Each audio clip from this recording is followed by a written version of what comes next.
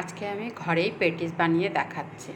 তো আমি তার জন্য এখানে নিয়ে নিচ্ছি আটা। আমি কোনো রকম ময়দা ইউজ করছি না, আমি আটা দিয়েই আজকে এই পেটিসটা বানাবো। তো প্রথমে শুকনো আটার মধ্যে সামান্য লবণ, কালো জিরে আর সাদা তেল দিয়ে ভালো মতো করে শুকনো আটাটাই মেখে নেব। ভালো মতো করে মেখে নিতে হবে, শুধুমাত্র তেল দিয়েই, এখনও পর্যন্ত জল ইউজ করিনি। তো মেখে নেওয়ার পর হাতে একটু চিপে দেখে নিতে হবে যে প্রেস করলে পরে যেন একটু গোলাকার আকারে হয়ে যায়। তারপর বুঝে নিতে হবে যে তাহলে ময়ামটা ঠিকঠাক হয়েছে। এরপর আমি নর্মাল জল দিয়ে ভালো মতো করে আটাটাকে মেখে নেব। খুব বেশি নরম করেও মাখবো না, আবার খুব বেশি শক্ত করেও মাখবো না, মোটামুটিভাবে ভালো মতো করে মেখে নেব। আঙ্গুল দিয়ে টিপলে যেন ও একটু নরম নরম মনে হয়, এই যে এরকম মনে হবে। তো এটাকে একটু ঢেকে সাইড করে রেখে দিই।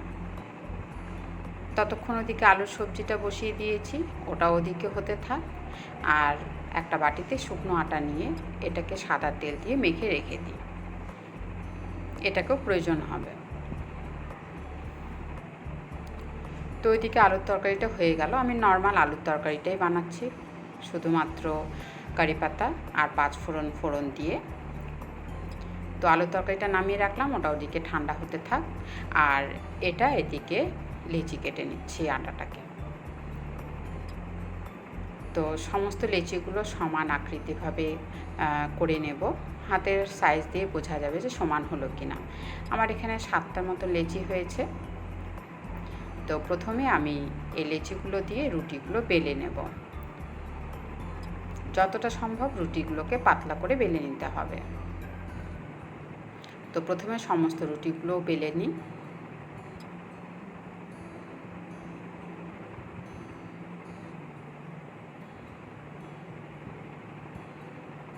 তো ব্যাস, একটা রুটি বেলা হয়ে গেল, বাকি রুটিগুলো বেলে নিচ্ছি।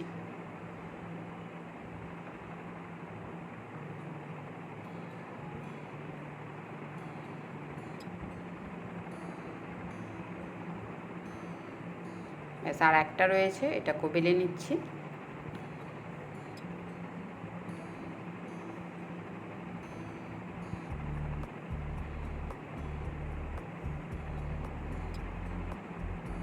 তো সমস্ত রুটিগুলো বেলে নিয়ে এরপর এই রুটিটার মধ্যে এখনই যে তেল আর শুকনো আটাটা মেখে রাখলাম ওটা এর মধ্যে মাখিয়ে দেব। তো এই রুটিটার উপরে ওটা মেখে নিয়ে এর ওপর দিয়ে একটু শুকনো আটা ছড়িয়ে দিচ্ছি।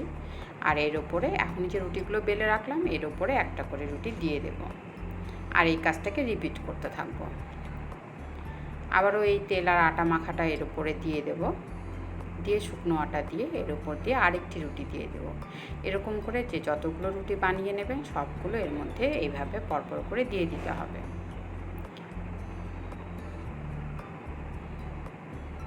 তো ব্যাস, সমস্ত রুটিগুলো দিয়ে দিলাম। আমার এখানে 7টা রুটি রয়েছে। এই লাস্ট রুটিটার ওপর আবারও একটু তেল আর আটার মিশ্রণটাকে মাখিয়ে নিতে হবে। দিয়ে দিচ্ছি শুকনো আটা। এইভাবে এক পাশটা ফোল্ড করে দিচ্ছি, দিয়ে এই পাশটা ফোল্ড করে দেব। একটু প্রেস করে করে করতে হবে। একটু বেলে নিচ্ছি। এখন বেলে নিয়ে এর উপর দিয়ে আবারও ওই তেল আর আটার মিশ্রণটা দিচ্ছি, দিয়ে শুকনো আটা দিয়ে দেব। দিয়ে এটাকে আবারও ফোল্ড করে দেব। তো 4 কোণা আকৃতির হয়ে যাবে। এই 4 কোণা এত মোটা ডোটাকে আবারও বেলে নেব। তো আমার এখানে বেলনা যে রুটিটা রয়েছে, পিঁড়িটা রয়েছে, পিঁড়িটা ছোট, তো এই জন্য আমি এটাকে কেটে নিচ্ছি। যেহেতু একটু পাতলা করে বেলতে হবে, কেটে নিয়ে অর্ধেকটা সাইড করে রাখছি। আর এই অর্ধেকটাকে আবারও একদম পাতলা করে, যতটা সম্ভব পাতলা করে বেলে নিতে হবে। বেলে নিয়ে আমি এটাকে 4 কোণা আকৃতি দিয়ে দিচ্ছি, এখানে 4টা পিস করে নিচ্ছি। এই যে এরকম পাতলা পাতলা হবে। এরপর এখন যে আলুর তরকারিটা বানিয়ে রাখলাম সেটা মাঝখানে দিয়ে দেব। অল্প অল্প করে পরিমাণে দেবো, যেহেতু আমি ছোট ছোট করে বানাচ্ছি। আর ওই পাশটাতে একটু আলুর তরকারিটা বেশি মনে হচ্ছে, ওটাকে তুলে এখন এই পাশে একটু দিয়ে দেব। ব্যাস এবার সমান সমান হয়ে গেল। এখন এখানে আটা আর জল দিয়ে একটা মিশ্রণ তৈরি করে নিলাম, ওটাই এর মধ্যে সাইড দিয়ে লাগিয়ে দেব। এটা একটু আঠার কাজ করবে, তাহলে তরকারিটা বাইরে বেরিয়ে আসবে না। এটা শুধু শুকনো আটা আর নর্মাল জল দিয়ে মেখে নিয়েছি। তরকারিটা সাইড দিয়ে দিয়ে দিচ্ছি, দিয়ে এগুলোকে 3 কোণা আকৃতি করে ভাঁজ করে নেব।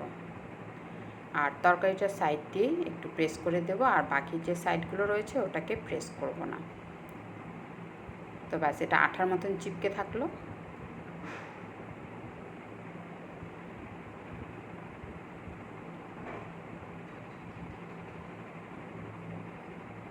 এখন এগুলোকে আমি ডুবো তেলের মধ্যে ভেজে নেব।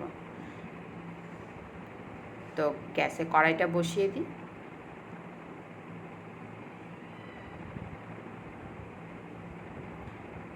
দিয়ে দিচ্ছি সাদা তেল। তেলটা পুরোপুরি গরম করতে দেব না, একটু হালকা হালকা ঠান্ডা থাকবে, মিডিয়াম টু লো ফ্লেমের মধ্যে দিয়ে এগুলোকে ছেড়ে দেব। দেওয়ার সঙ্গে সঙ্গেই মনে হচ্ছে যে তেলটা গরম হয়ে গেছে, কিন্তু বেশি গরম তেলের মধ্যে এটা দেওয়া যাবে না, দিলে পরে বাইরেরটা পুড়ে যাবে, ভেতরে তরকারিটার যে জায়গাটা রয়েছে ওই আটাটা কাঁচা কাঁচাই থেকে যাবে। এই জন্যে তেলটা দিয়ে নর্মাল গরম করেই ওর মধ্যে দিয়ে দিতে হবে, ধোঁয়া ওঠা পর্যন্ত গরম করলে হবে না। এক পিঠটা ভাজা হয়ে গেলে আমি এটাকে হালকা হালকা করে নেড়ে চেড়ে দেবো।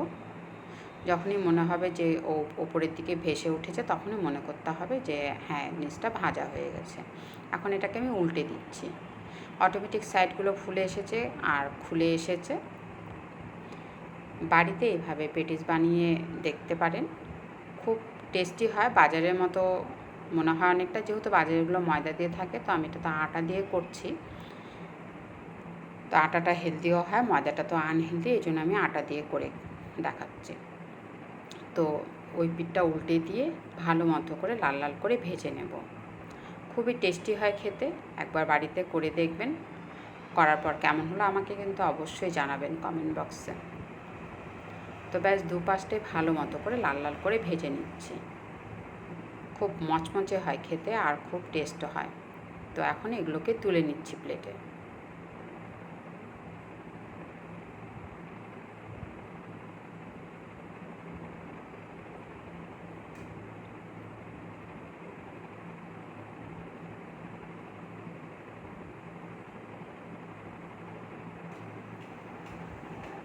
বাকিগুলো এখন ভেজে নেব, আর একটু ঠান্ডা হয়ে গেলে তারপর পরিবেশন করব, তখন আরও মচমচে ক্রিস্পি হয়ে যাবে।